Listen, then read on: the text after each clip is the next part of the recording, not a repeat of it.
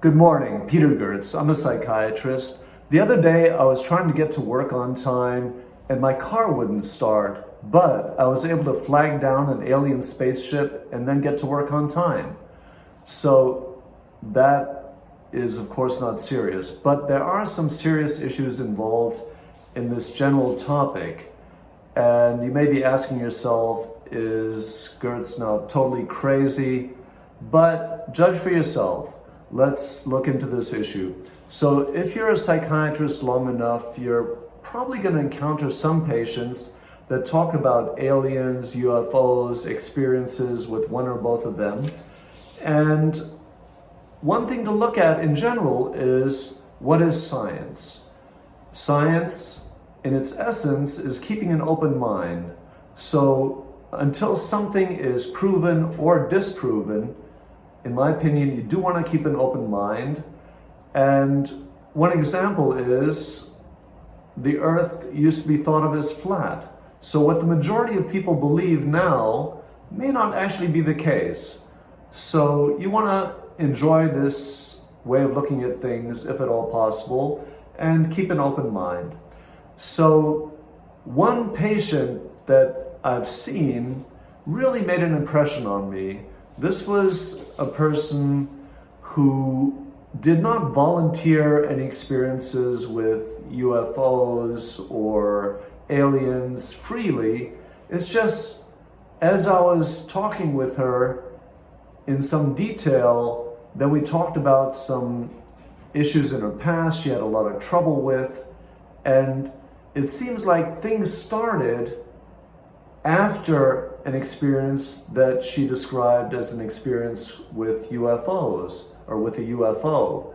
So we did not right away, or I did not right away hear from the patient about anything related to aliens or UFOs. It was only when we delved into her difficulties in life, her major struggles, that she even started talking about it. So this is not something she volunteered easily. And she was quite disturbed still about it, and it had caused major consequences for her mental health, that experience, which had been some time ago. And even down the road, in further visits to me, she did not mention it easily. Occasionally it came up, so it was not something she flaunted or had any pleasure in talking about. So if a patient comes to you and talks about UFOs or aliens, you want to look at other possibilities. For instance, is this person psychotic?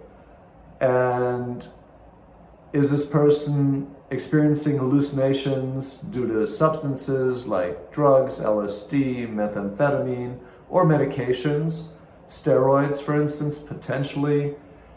Or is the person talking about transitions between wakefulness and sleep? So hallucinations while they're falling asleep in that transition, or hallucinations while they're waking up, what we call hypnagogic or hypnopompic hallucinations. So you want to look at other possibilities that may be explaining or potentially could explain these experiences. Another option, of course, is that the patient may be fabricating what they're saying, maybe lying, maybe attention seeking. So there are certainly possibilities that may explain why the patient's talking about all this. And after all that, after thinking of all these possibilities, you still want to keep an open mind. And if you do not feel that that patient's experiences are explained by any of those possibilities, like psychosis, the hallucinations between wakefulness and sleep, etc., then you may be at a point where you are wondering, wow, could this actually have happened to this person? So it is something, in my opinion, to keep in mind. And of course, a major problem is how to disprove or prove what happened to the patient, which with our current state of science is probably not possible. But again, that does not mean that things did not happen or did happen. So there's a lot of room for speculation, but you want to keep an open mind. Thank you.